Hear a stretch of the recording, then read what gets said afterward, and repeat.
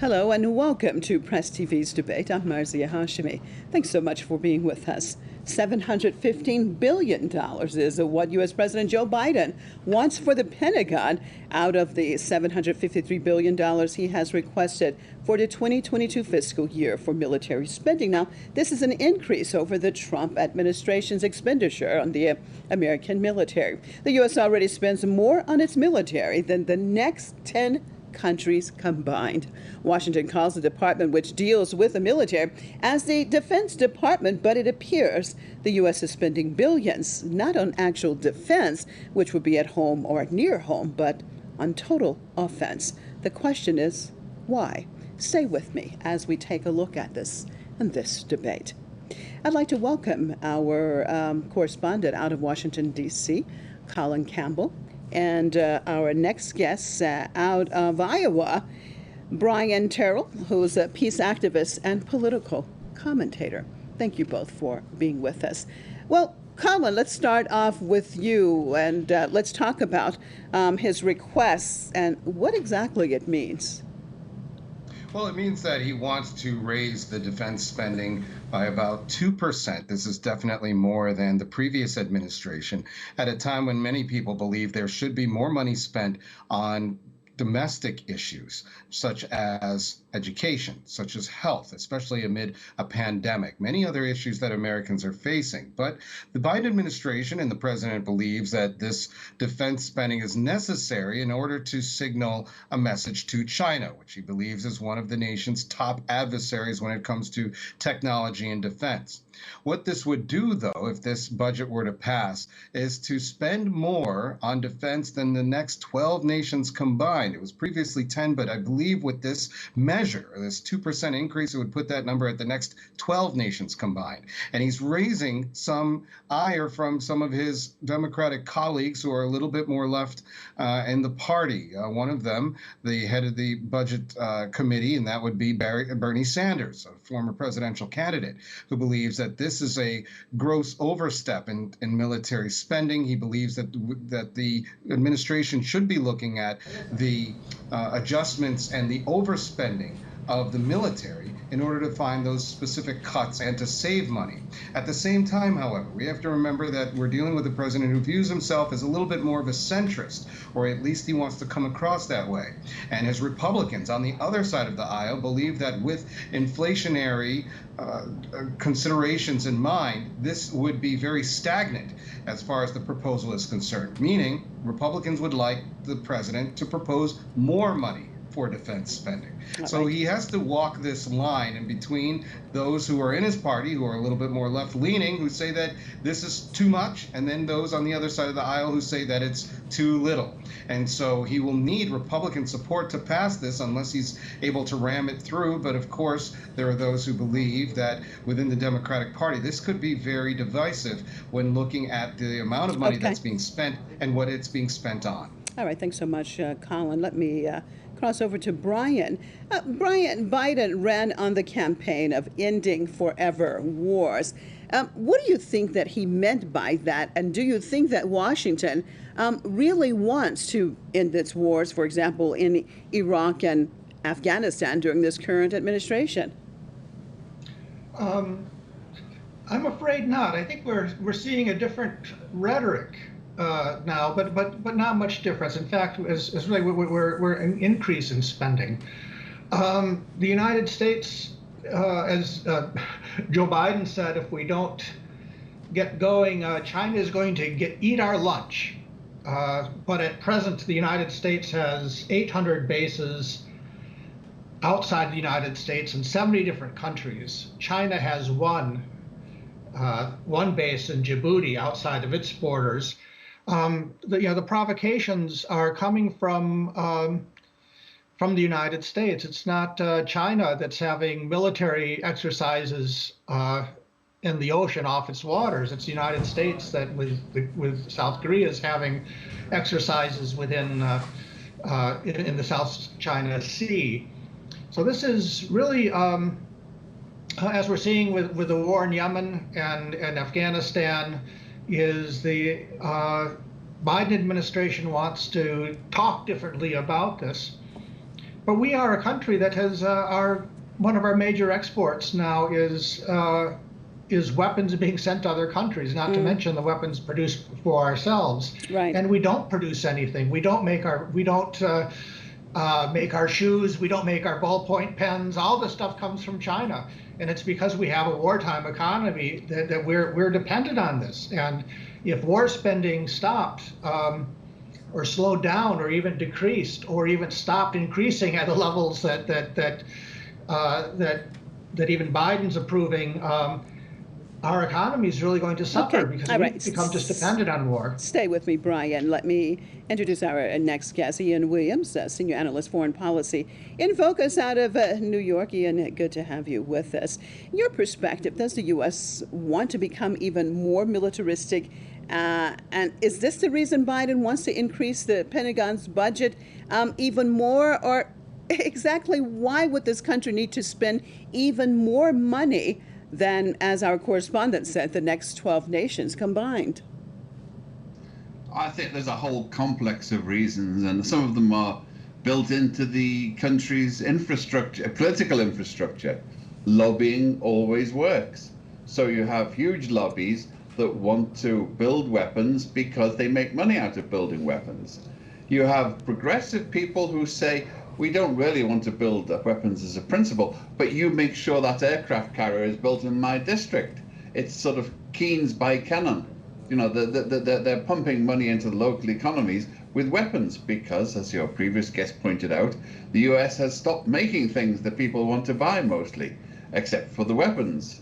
And then there is a strategic look at that China is not totally innocent. China is aggressively building up its arms, not nearly on the same scale. It's not nearly the total bad guy, but it has been building up weapons in particular areas. And if it wanted to persuade the US to disarm, all China would have to do would be to say, we pledge not to attempt to take Taiwan by military means. And that would end it. It would remove half the excuses for the lobby who want to send more aircraft carriers to the Pacific, to build more ships and planes and missiles. Don't you think, Ian, that then there would be another excuse? I mean, we've had so many examples of actually countries saying, I'll use the one that I'm sitting in right now, Iran, and of course the whole excuse they wanted to exert military pressure, economic pressure because of allegedly Iran and the bomb, and of course Iran has said time and time again, and it's been proven that it has a peaceful nuclear program, but still the aggression continues. So you said if China would say that, then the U.S. would stop. But isn't it always after excuses, basically? It's a complex process, because I mean, since you mentioned Iran, the Pentagon spent $20 billion or something like that on the literal ships that apparently don't work, but they were designed to deal with Iran because they worked out that you can have a huge lumbering aircraft carrier and a Revolutionary Guard in a motorboat with a limpet mine could sink it. It's the disproportionate of forces here. So, they're thinking of all sorts of wars, but one of the big problems is you've even got inter-service competition there. There are people racing to build bigger and fancier weapons that look more spectacular, but are often very ineffective. For years, the US's best weapon was the Warthog, a close support aircraft for troops, which is what they were supposed to be for, and the Air Force didn't want that. The Air Force wanted super hypersonic Mach stealth craft that would fly in the space and do Star Wars stuff that nobody wanted. That there wasn't such a battle. There were battles on the ground, which they could have fought. So, apart from the geopolitics, it's really bad planning. They've got themselves bogged down. Okay. They got Let me get Brian back in on this discussion. Weapons. Brian, your take on basically this increased military spending basically just keeps the hegemon at the time more and more in power. At least that's what it thinks, that it has to, it feels that it has to spend this much money. It's in the process of bullying other countries. If other countries do not listen to its demands, then it threatens it with military or even economic tactics. Is that what it's all about when we see this continual increase in military spending? Yes, I think this is what President Eisenhower warned about when he left office in the 1950s, a military-industrial complex, that the United States is so dependent on economically on war that we're manufacturing wars so that we can sell weapons and not manufacturing weapons to fight wars. And I don't believe it has a lot to do with the geopolitics. I think you're right that if it weren't China, it would be Iran, or be Russia, or be Cuba, or be Nicaragua, of all things, that we have these fears that the fears are being stoked to the American people, that there's somebody out there out for us, and that we need to, our response has to be overwhelming military force. And of course, we can. There's, the threat to the United States now is really it's a nuclear war that could destroy everything. And that's part of the budget we're not talking about, because $50 billion also is going not to the Pentagon, but to the Department of Energy for the production, research and production of new nuclear weapons. The United States is on a huge program of developing new nuclear weapons at a time when it really ought to be disarming, weapons that we simply don't need. And at a time when we have, as you mentioned, the COVID epidemic, not only here but around the world. There are whole countries that have not had any COVID vaccinations at all, and the security of the United States is much more dependent on having those vaccines get to places like Haiti and Iraq and Afghanistan than having our aircraft carriers and bombers. But we're not spending on that. Okay. Well, Ian, despite spending so much money over the years, why is it that the United States has really not won a war since World War II? What does it mean? When they spend the money, they're spending it without too much regard for who the enemy is going to be. This huge amount of military spending was fighting the old Cold War. It was fighting a huge land war in Europe, which never happened. The low intensity wars that they've been fighting, the weaponry was huge, impressive, and pretty much ineffective. It can be. But, everyone's looking at examples. Wars are serious business. People get killed. But nobody's really drawing these lessons. You've got different procurement departments of the Pentagon. You've got the Air Force, the Marines, you've got the Navy, you've got the Army, all with their own wish lists. And it's part of the great American tradition. The officers who direct these procurement departments are on a revolving door. Within 6 months of them retiring on a huge pension, they then go and work for the very companies to which they were selling, that they were buying from a few weeks before. It's a completely closed web of what's really corruption, of swapping personnel. And then you've got Congress, where people who want to stay in Congress have to raise thousands of dollars a day just for their campaign expenses. So they go, like the guy who robbed banks, he went to banks because that's where the money was. These people go to the pharmaceutical companies to keep drugs protected. They go to military defense complexes because they're the ones with huge money. The ones who make the aircraft and the missiles, they are the big lobbyists. And not just them, but their constituents as well, the people who work for them in the shipyards and in the factories, they'll go and lobby. So everybody is busily doing the sort of Adam Smith thing, the invisible hand, but the hands are very visible and they're always filled with greenbacks poking towards congressmen's buckets. Okay, well, Brian, you heard Ian, and he was talking about as far as different types of lobbyists and as far as producing manufacturing various military equipment. But it appears that you pointed out earlier that the main production or manufacturing now that's being done in the U.S. is the manufacturing of weapons and other military equipment. Why couldn't lobbyists or others or various states concentrate on other type of manufacturing, which at one point in time the U.S. was known for?